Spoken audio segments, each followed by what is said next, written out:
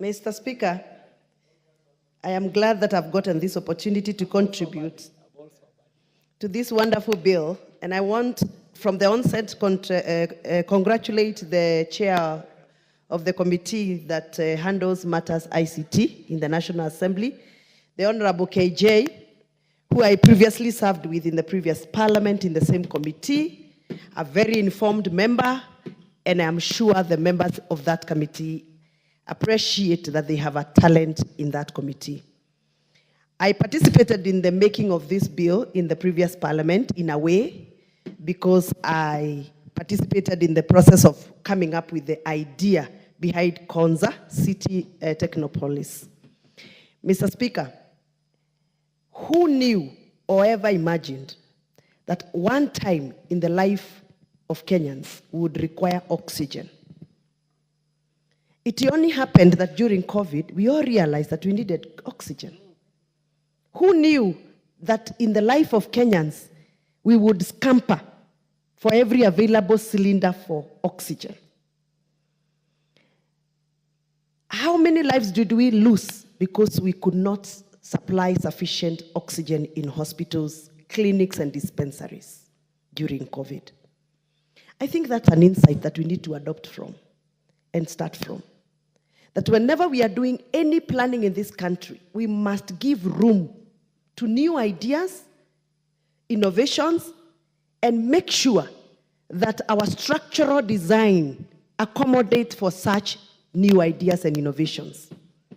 Today, any person designing a hospital without accommodating or creating space for oxygen distillation, oxygen pumping, and gas and tanks for storage would actually be doing this country a lot of injustice. Anybody designing a hospital must consider how to put those structural requirements in place. Mr. Speaker, I am of the opinion that anybody designing a house, any form of a structure in this country, must be doing this country an injustice if we do not come up with a special room called technology room. Even in this parliament, on top of these galleries, we have technology rooms. And that is why we are able to adopt and move with a new technology year in, year out. Mr. Speaker, last parliament, we didn't have all these television screens we have here. We only had one. Now we have how many? About 7 or 8 in the room. And these are new jobs created, by the way, because these are all cameramen given new jobs to focus on parliamentary proceedings. What am I saying? I'm saying the idea of this technopolis moving from Konza centralized place to a decentralization program is a welcome idea. We must have a technopolis in every sub-county, if not every ward, so that in future, if we require to adopt, for example, we need to adopt the way we are covering our events using drones. If we need to accommodate such kind of technology that is coming and it's coming on in year out, we accommodate new technology. So I am just concerned that we are running now to take every available land that is left in our neighborhood. We are running to build markets and affordable housing. Every other available space in our country, we are adopting new markets and affordable houses.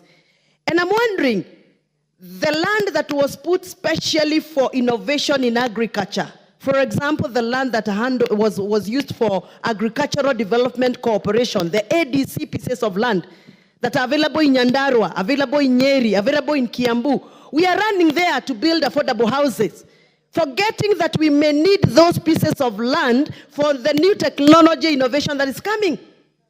I was telling my brother KJ that right now we are floating in an era called the new information age era, where models of technology are being adopted, new telephony is happening, we are moving from the old age to new age.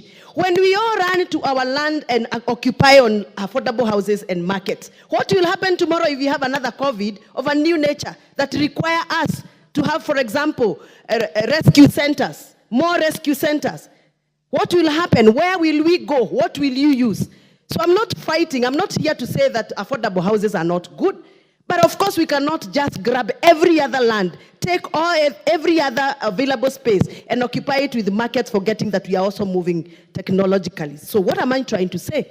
I'm trying to say all the pieces of land that were left for agricultural training center, the ATCs, every district, the so-called district in the old constitution, had an ATC, an agricultural training center. We should not run to transform that land from ATC to affordable housing. We should be thinking, what sort of a technology should we adopt so that we can help farmers marry with the new technology instead of abandoning the agricultural training centers and making them markets and affordable houses. Mr. Speaker, I rise to support this bill. And in fact, I advocate that every sub-county should have some space left for technopolis. In that technopolis, we should be able to use technology to help our farmers. Mr. Speaker, I'm just from my constituency in a place called Liuki, and I was meeting about 1,000 farmers, coffee farmers. And to my shock, that coffee factory is officially dead. Those are factories that used to help us to process our coffee, pulp our coffee, market our coffee. 1,000 farmers were crying to me as their member of parliament to assist them to revive that coffee factory. I asked in the group, who is here who can help us to revive this coffee factory? They nominated 3 young Gen Zs who have degrees in economics, degree in commerce, and a degree in agroeconomics. And they are in the village idle. We are crying that we have no money in our pockets. We are crying that our coffee have nowhere to be pulped or factory to operate, but our children with degrees are in the villages. Don't you think we need to think very critically? Something is not right with us. How do we educate people with degrees and then we collapse the factories where we are supposed to be employing them? So I have engaged myself in the meeting with the farmers, and we have agreed that we are going to even fundraise. If we cannot get money from government, we are going to fundraise to make sure that we revive that coffee factory. But Mr. Speaker, that is not where I am. I am saying I wish this Technopolis Center, one of them, would be brought to Liuki village. And that Liuki village, there are so many learned young people, Gen Zs, who are ready and ably equipped by the government of Kenya, and they have papers to work in such kind of centers. So I appreciate the idea. I appreciate the ideology. I welcome the thoughts that we can actually decentralize Technopolis from Konza to even my village in Githunguri. And how I can't wait to see us thinking in a manner of how we can be able to use technology even to cure the existing economic problems we have. Mr. Speaker, about 2 months ago, I traveled to native Italy.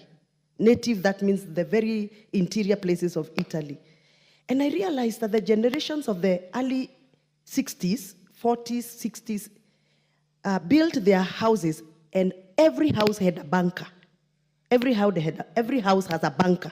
You know, the underground bunker. Because they built and designed their houses ready for war. Those bunkers helped them so much and keeps helping them even now during winter. Those are the bunkers that they use to store their wheat during winter, and they secure their food. Unfortunately, majority of the young population in Italy have moved from the villages to the towns. So the native Italy villages are abandoned. But there are still bunkers being used to store food, even for export market. People who designed those houses were ready for a sanctuary. They were planning for a sanctuary existence. Technopolis Ideas of Kenya, what we are reading from this bill, it is our planning for a century to come. And we must accommodate Technopolis in every village if we can. I support. Thank you very much. Well said. Member for Kaiti.